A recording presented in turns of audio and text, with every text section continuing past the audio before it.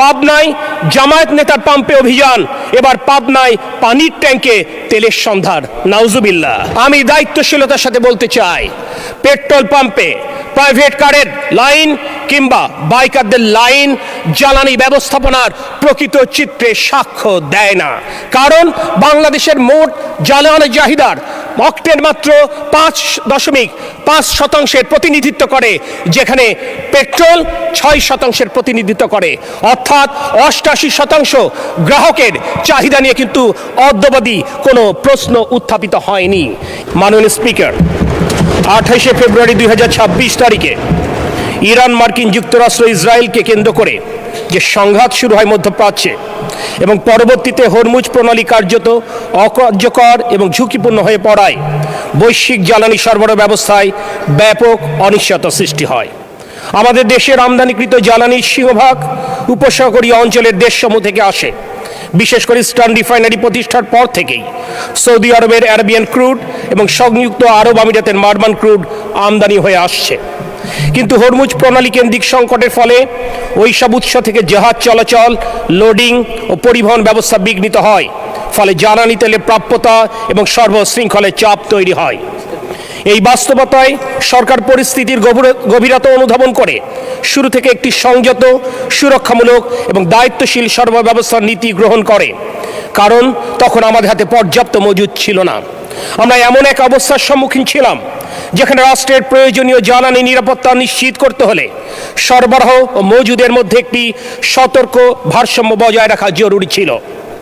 17 ফেব্রুয়ারি 2026 আমরা যেদিন জনগণের সমর্থনে সরকার গঠন করি, তখন দেশে জ্বালানি তেলের মজুদ ছিল মাত্র 7 দিনের। মধ্যপ্রাচ্যে যুদ্ধ শুরুর দিন অর্থাৎ 28 ফেব্রুয়ারিতে আন্তর্জাতিক বাজারে ডিজেলের মূল্য ছিল $88। 19 এপ্রিল ডিজেলের মূল্য দাঁড়ায় $164। অক্টেন অন্যান্য জ্বালানি পণ্যের দামও সমহারে বৃদ্ধি পেয়েছে। কিন্তু সরকারের ধারাবাহিক উদ্যোগ, দ্রুত সংগ্রহ, সরবরাহ পুনর্বিন্যাস, বিকল্প উৎস সন্ধান এবং কঠোর মাঠ ব্যবস্থার ফলে বর্তমানে আমরা মজুদের অবস্থান উল্লেখযোগ্যভাবে শক্তিশালী করতে সক্ষম হয়েছি। অত্যন্ত দায়িত্বশীলতার সাথে আজ জনগণের ভোটে নির্বাচিত সংসদ সদস্যের মাধ্যমে সমগ্র দেশবাসীকে আশ্বস্ত করতে চাই, বর্তমানের জনগণের নির্বাচিত সরকার আগামী মে মাস পর্যন্ত জ্বালানির যে চাহিদা সেটি নিশ্চিত করতে সক্ষম হয়েছে। আমরা এখন আগামী জুন এবং জুলাই মাসের জ্বালানি চাহিদা পূরণের প্রস্তুতি গ্রহণ করছি। মাননীয় স্পিকার, আমি এই সংক্রান্ত কিছু তথ্য এই মহান জাতীয় সংসদে উপস্থাপন করতে চাই। আন্তর্জাতিক বাজারে 2026 সালের 2 ফেব্রুয়ারি ডিজেলের মূল্য ছিল $82.05, যেটি 27 ফেব্রুয়ারি যুদ্ধ শুরুর আগে দাঁড়ায় $88.04। 17 এপ্রিল 2026 সর্বশেষ প্রকাশন অনুযায়ী এটির মূল্য দাঁড়ায় $162.93 মার্কিন ডলার। আর 1 এপ্রিল থেকে 17 এপ্রিল 2026 এখানে যদি গড় মূল্য বিবেচনা করা হয় তাহলে এটির মূল্য দাঁড়ায় $208.74, যেটি মার্চে গড় মূল্য ছিল $186.59। অর্থাৎ যুদ্ধ শুরুর পর ডিজেলের মূল্য বৃদ্ধি পেয়েছে আন্তর্জাতিক বাজারে 142.73%, অকটেন সেখানে 72.23%, জেট ফুয়েল 143.08% বৃদ্ধি পেয়েছে। মাননীয় স্পিকার, এই যুদ্ধ পরিস্থিতির পর অন্যান্য দেশগুলো কি উদ্যোগ নিয়েছে আমরা যদি দেখি তাহলে আমরা দেখব পাকিস্তানে অকটেনের মূল্য বৃদ্ধি পেয়েছে 38%, যেখানে ডিজেলের মূল্য তারা বৃদ্ধি করেছে 40%।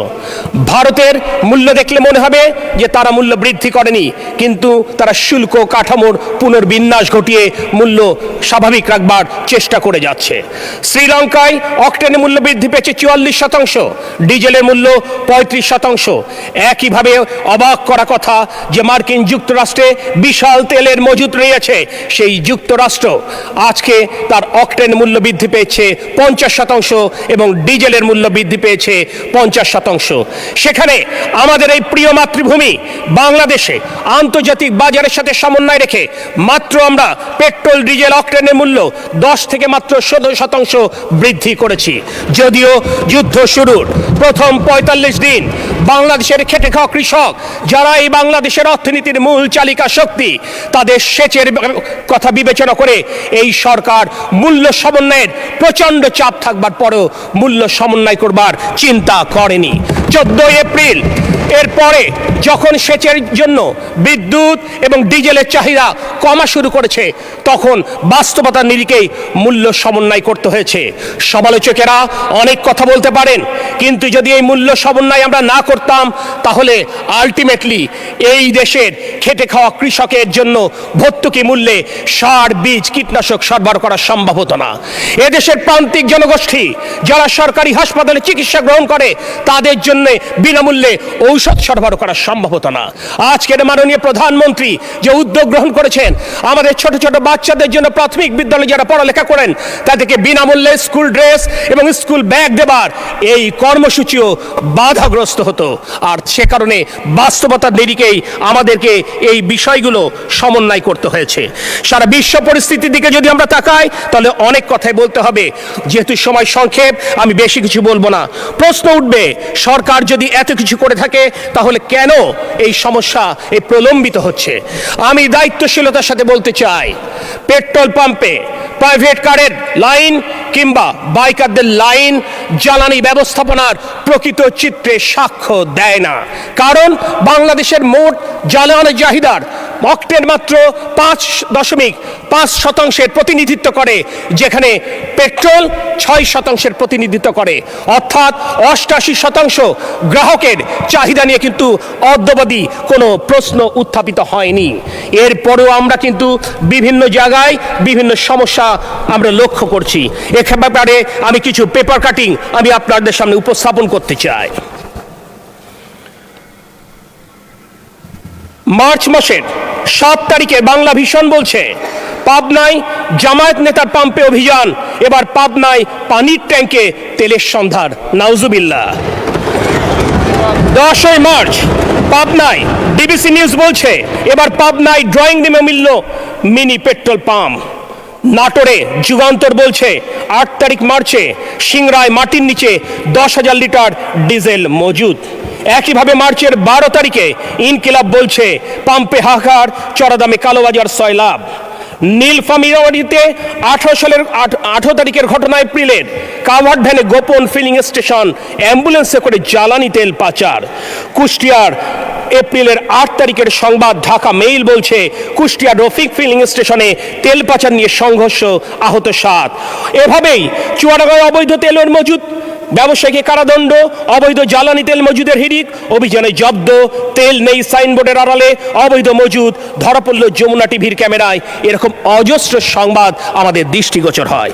অবাক বিস্ময় আজ মানব জমিন পত্রিকায় দিয়েছে, অনলাইনে তেলের কালোবাজারি 300 চক্র। যেখানে অনলাইনে পেট্রোল পাম্পে যেখানে লম্বা লাইন, সেখানে অনলাইনে আমরা দেখতে পাচ্ছি যে 400 থেকে 350 থেকে 400 টাকায় অকটেন বিক্রি হচ্ছে। আমি নিশ্চিত এখানে উপস্থিত আমাদের অত্যন্ত দক্ষ ক্যারিশম্যাটিক মাননীয় স্বরাষ্ট্রমন্ত্রী এ ব্যাপারে নিশ্চয়ই দৃষ্টি দেবেন। আজকে আমি একটি কথা না বললেই নয়। 5ই আগস্ট গণ অভ্যুত্থান পরবর্তী সময়ে আমার সৌভাগ্য হয়েছিল আজকের বিরোধী দলীয় নেতার সাথে আমার প্রিয় জেলা শহর যশোরে সাক্ষাৎ করবার। অত্যন্ত সৌজন্য বিনিময় হয়েছিল। তিনি আমাকে ডাবের পানি দিয়ে আপ্যায়ন করেছিলেন। 1.5 বছর পর যখন সংসদে মাগরিবের নামাজে বিরতিকে একদিন দেখা হলো, আমাকে অবাক করে দিলেন। তিনি আমার নাম বলে সম্বোধন করলেন। একদিকে তার সৌজন্য, আর এইদিকে তার বুদ্ধিমত্তা এবং স্মরণ শক্তিতে আমি বিমোহিত হয়েছিলাম। কিন্তু আমি খুশি হতাম যদি তিনি স্নেহের আলিঙ্গনে আমাকে আলিঙ্গন করে এই সমস্যা সমাধানের জন্য পরামর্শ সময় শেষ, আপনার স্পিচটা শেষ করুন, এই পার্টটা শুধুমাত্র। দিকে তার পরামর্শে 1 মিনিট। আমি যেমন স্বস্তি পেতাম, ঠিক একইভাবে দেশবাসী উপকৃত হতো। যথার্থই মাননীয় বিরোধী দলীয় নেতা বলেছেন, এটি আজ অভিযোগের বিষয় নয়, এটি কাউকে বিচারের কাঠগড়ায় দাঁড় করাবার বিষয় নয়, এটি সবাই মিলে সমস্যার সমাধানের ব্যাপার। আর তাই আজকে এই মহান জাতীয় সংসদে দাঁড়িয়ে আমি মাননীয় বিরোধী দলীয় নেতার মাধ্যমে এবং আপনার মাধ্যমে সকল সংসদ সদস্যকে বলতে চাই, যদি আপনাদের কাছে কোনো সুস্পষ্ট পরিকল্পনা থাকে, আমরা সেই পরিকল্পনা গ্রহণ করতে সদা প্রস্তুত। এক্ষেত্রে আমি উল্লেখ করতে চাই, আমরা ইতোমধ্যে দেশের শীর্ষ গণমাধ্যম ব্যক্তিত্বদের সাথে আমাদের মাননীয় মন্ত্রী জনাব ইকবাল হাসান মাহমুদের নেতৃত্বে আমরা বৈঠক করেছি। এই দেশের বিজ্ঞ জ্বালানি বিশেষজ্ঞদের সাথে ধারাবাহিকভাবে আমরা বৈঠক করে চলেছি। আগামী শনিবারও এরকম একটি বৈঠকের দিন নির্ধারিত রয়েছে। আমি গতকাল এই জুলাই অভ্যুত্থানের এক তারকা যোদ্ধা আবুল হাসনাতের কাছে আমি বলেছিলাম, ছোট ভাই তুমি অনেক বুদ্ধি।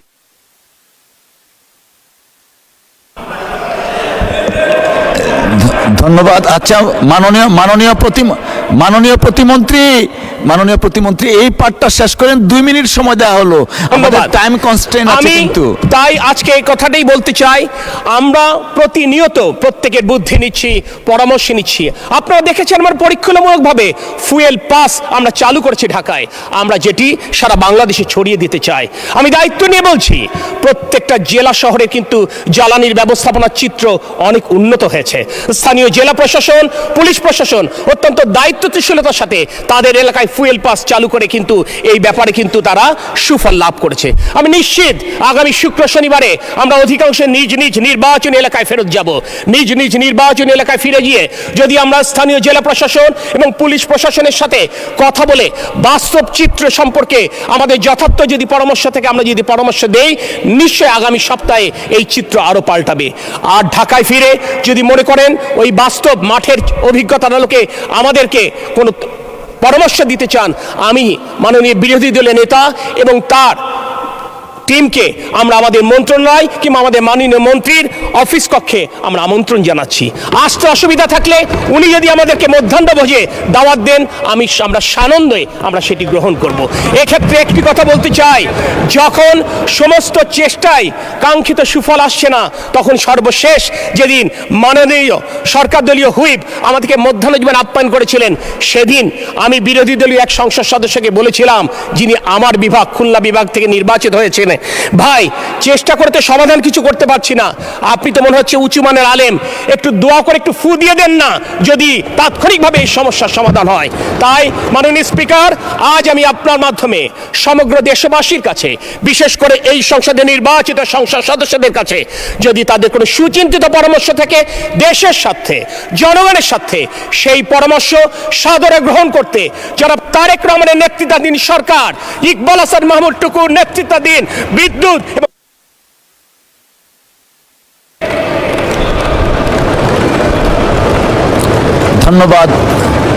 ধন্যবাদ মাননীয় প্রতিমন্ত্রী।